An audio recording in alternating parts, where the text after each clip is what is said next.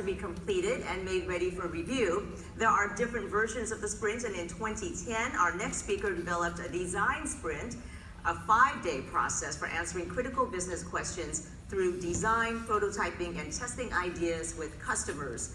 Seems nearly impossible, right? Well, maybe not, because our next guest, Knapp, has actually written a book called Sprint about the 5-day process. And just a quick note, he'll be signing books in the Treasure Island room right after his talk. He needs to leave early, so if you want to meet him, get your book signed, go see him in the Treasure Island room right after his talk here. So join me now in welcoming Knapp.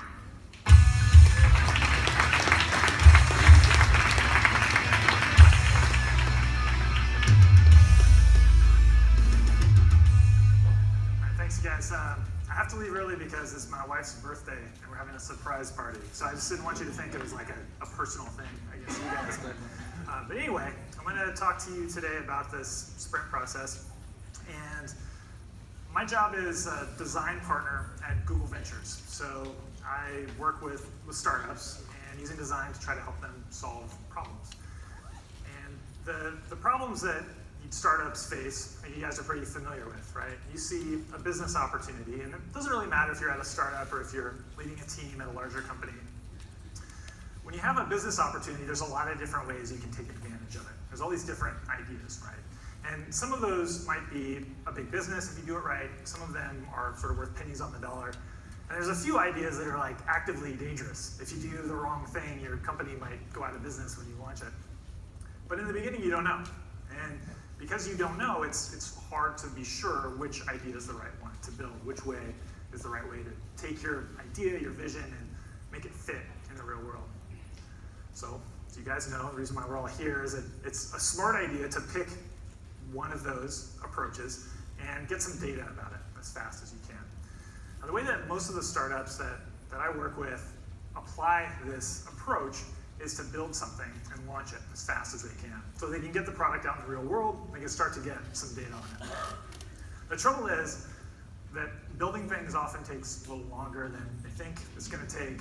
And because when you're setting out, you sometimes know that things are gonna take a little longer. Teams often argue about what's the right way to go. They're worried about what's gonna happen, even when they launch that minimal product, because it can be hard to bring a minimal product back. So sometimes people play a little safe. And even with an MVP, they won't be as bold and as risky as they might otherwise be.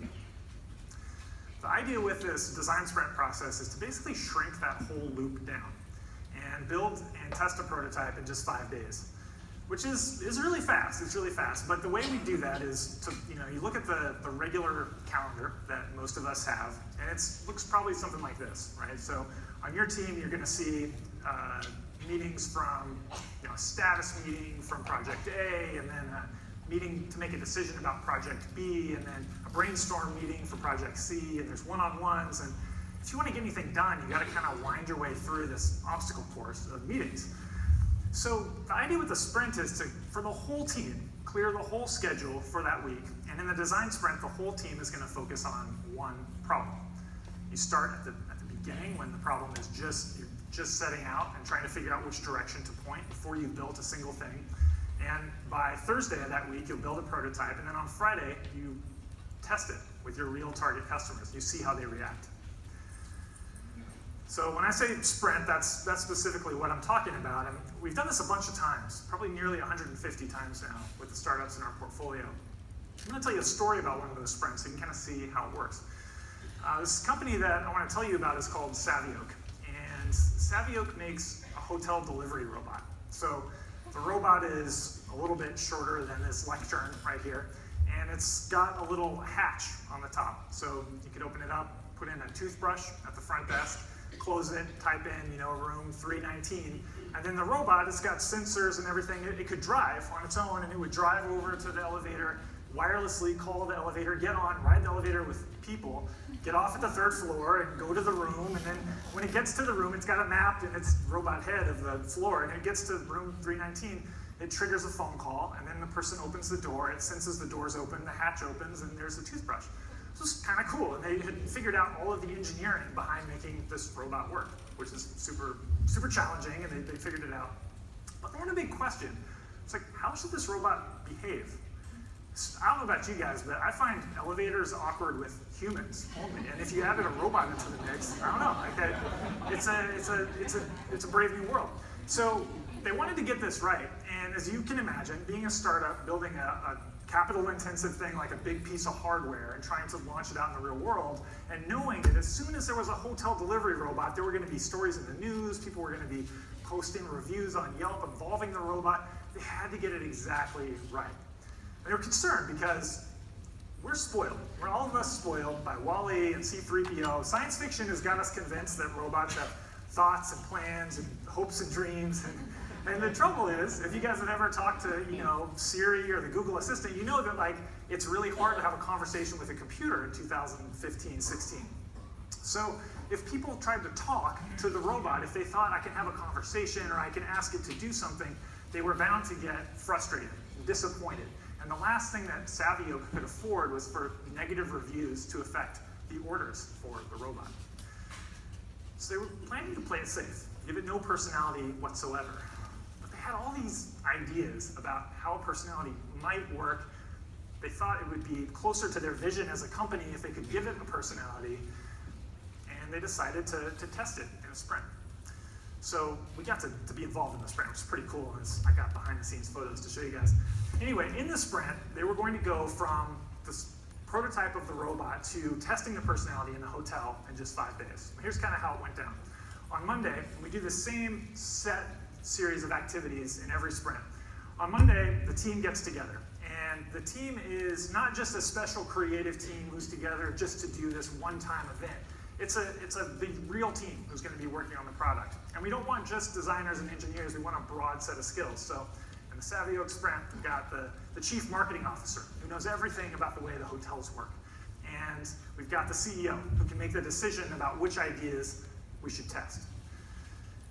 They brought the robot actually into the office, and this is a picture of it. You can see they've got it hidden under a tablecloth, as though a ghost would be less conspicuous than a robot, but they brought it inside, and we fell in love with it right away. This is the first, I think, hotel robot selfie ever taken by yours truly.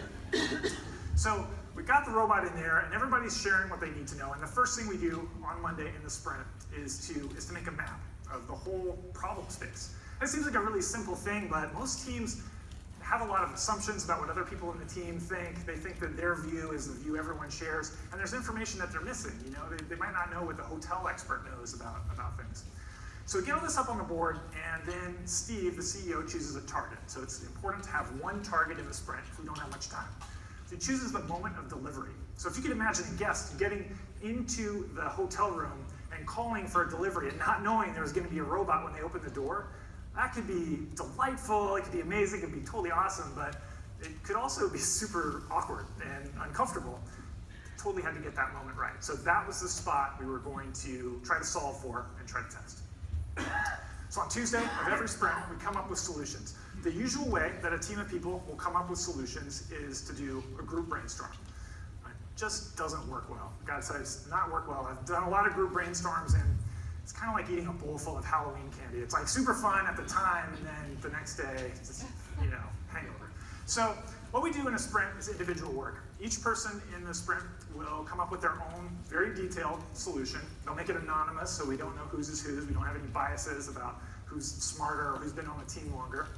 And by the end of the day, we've got an array of competing solutions, different ways of solving the problem. And on Wednesday, we've got to decide. We don't have the whole group decide. We don't do a sort of a watered down, let's make it fit with everybody's opinion. We just have one decision maker, in this case, Steve, the CEO, make the call. So he chooses 3 ideas. First idea, what if the robot could play games with people? Follow the leader, hide and seek.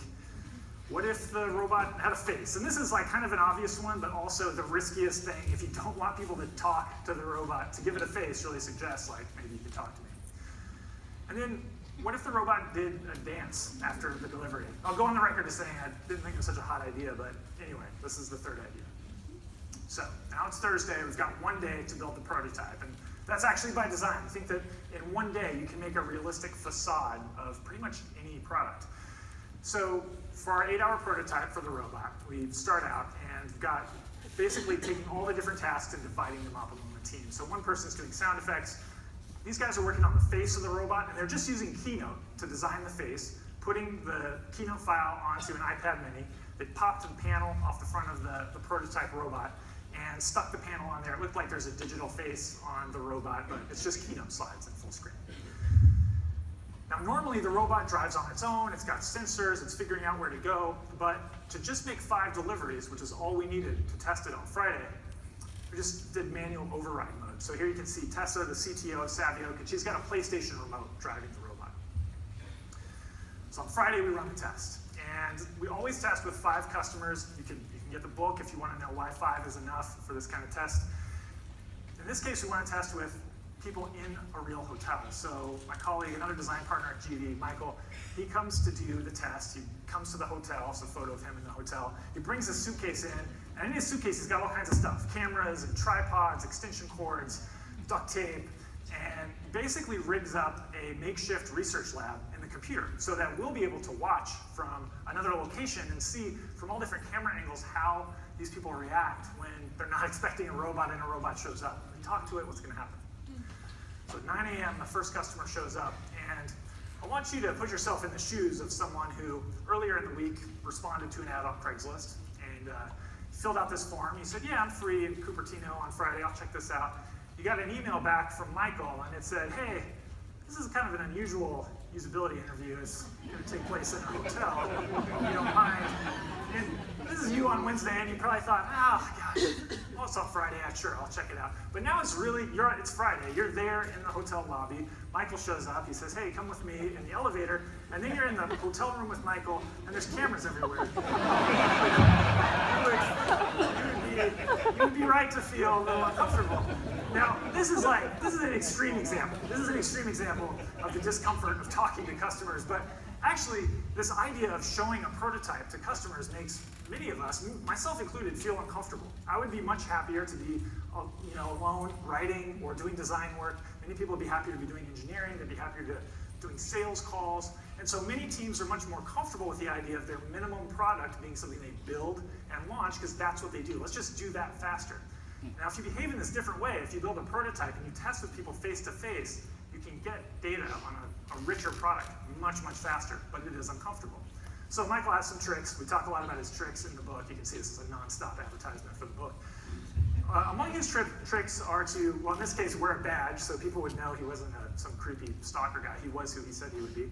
But he's also got a guide for the interview, so he doesn't have to make it up as he goes. He's got some specific questions and some points that he wants to hit. He doesn't have to, fumble his way through.